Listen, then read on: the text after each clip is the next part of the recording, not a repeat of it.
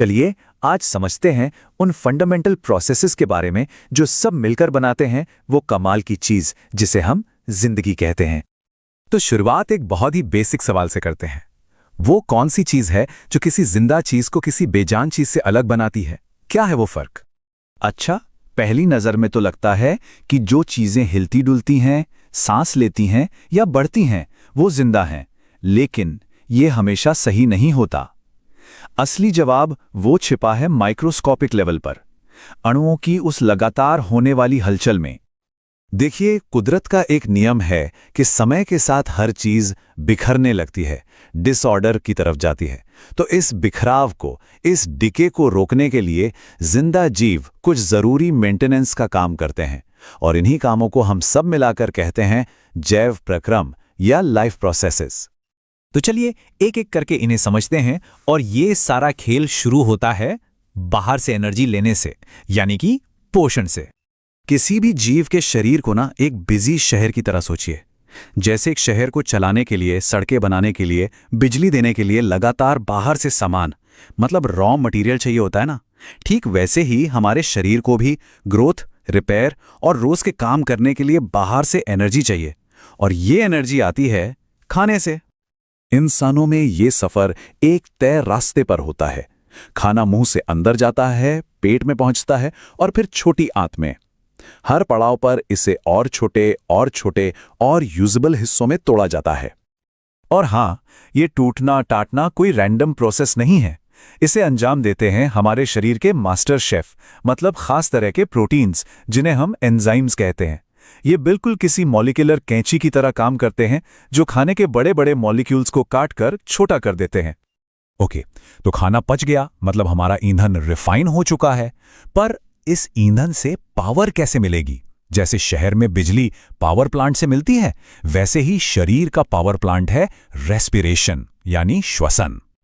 श्वसन ही वो प्रोसेस है जहां खाने से मिले ग्लूकोज को तोड़कर एनर्जी रिलीज की जाती है, और ये एनर्जी पैक होती है एक खास मॉलिक्यूल में जिसका नाम है एटीपी।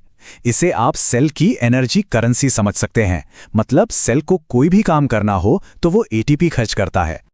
अब यहां एक बहुत मजेदार बात है, ये एनर्जी बनाने का तरीका ना एक चीज पर बहुत ज्यादा डिपेंड करता है, और वो है ऑक्सीजन। अगर ऑक्सीजन मौजूद है तो प्रोसेस अलग है और बहुत ज्यादा एनर्जी बनती है, और अगर ऑक्सीजन नहीं है तो तरीका बिल्कुल बदल जाता है और एनर्जी भी बहुत कम बनती है। ठीक है, तो हमारे पास फ्यूल भी है और एनर्जी भी बन गई। लेकिन सोचिए, पावर प्लांट में बनी बिजली अगर घरों और फैक्ट्रियों तक पहुंचे ही नहीं तो क्या फायदा? बिल्कुल वैसे ही शरीर में इस एनर्जी और न्यूट्रिएंट्स को हर सेल तक पहुंचाने के लिए एक जबरदस्त ट्रांसपोर्ट सिस्टम की जरूरत होती है। खासकर हम जैसे बड़े मल्टी सेल्यूलर जीवों में अगर हम सिर्फ इस भरोसे बैठे रहें कि जरूरी मॉलिक्यूल्स अपने आप बहकर सही जगह पहुंच जाएंगे, तो ये तो बहुत ही ज्यादा स्लो और इनएफिशिएंट होगा। इसमें तो जमाने लग जाएंगे। और यहीं पर काम आता है हमारा सर्कुलेटरी सिस्टम, शरीर का अपना सुपर हाईवे। इसमें एक पावरफुल पंप है, हमारा दिल, एक ट्रांसपोर्ट मीडियम है, यानी कि खून जो सब कुछ लेकर जाता है, और एक पूरा का पूरा रोड नेटवर्क है, हमारी धमनियों और नसों का जाल। इस सिस्टम की अहमियत का अंदाजा आप इस बात से लगा सकते हैं कि हीमोग्लोबिन के बिना ऑक्सीजन के एक मॉलिक्यूल को हमारे फेफड़ों से पैर के अंगूठे तक पहुंचने में पता कितना वक्त लगता? करीब 3 साल। हीमोग्लोबिन जो हमारे रेड ब्लड सेल्स में होता है, एक डेडिकेटेड ऑक्सीजन टैक्सी सर्विस की तरह काम करता है, जो इस सफर को कुछ ही सेकंड्स में पूरा कर देता है। अच्छा, जिस शहर में इतनी सारी फैक्ट्रियां चल रही हों, इतना काम हो रहा हो, वहां जाहिर है कि कचरा भी पैदा होगा। हमारा शरीर भी इससे अलग नहीं है, और ये हमें हमारे सफर के आखिरी लेकिन बहुत जरूरी पड़ाव पर ले आता है, यानी कि एक्सक्रीशन या उत्सर्जन। देखिए, ये जो सारी केमिकल रिएक्शंस हमें जिंदा रखे हुए हैं ना, इनके कुछ बाय प्रोडक्ट्स भी होते हैं। मतलब कुछ वेस्ट मटेरियल भी बनता है, जैसे कि यूरिया, और ये जहरीला होता है। अगर इसे शरीर में जमा होने दिया जाए तो ये बहुत नुकसान पहुंचा सकता है। तो इस जहरीले कचरे को खून से छानकर बाहर निकालने का जरूरी काम करती हैं हमारी किडनियां। वे खून को फिल्टर करती हैं, उसमें से वेस्ट को अलग करके यूरिन बनाती हैं, जो फिर शरीर से बाहर निकाल दिया जाता है। और ये काम होता कैसे है? हर एक किडनी के अंदर लाखों करोड़ों माइक्रोस्कोपिक फिल्टरिंग यूनिट्स होती हैं, जिन्हें हम नेफ्रॉन या वृक्काणु कहते हैं। ये सब मिलकर लगातार खून की सफाई में लगी रहती हैं। कमाल की इंजीनियरिंग है ना? तो हमने पोषण, श्वसन, परिवहन और उत्सर्जन, इन सारे सिस्टम्स को अलग अलग देखा। ये सब अपने आप में कमाल के हैं, लेकिन असली जादू, असली चमत्कार तो इस बात में है कि ये सब एक साथ मिलकर कैसे काम करते हैं, बिल्कुल एक ऑर्केस्ट्रा की तरह।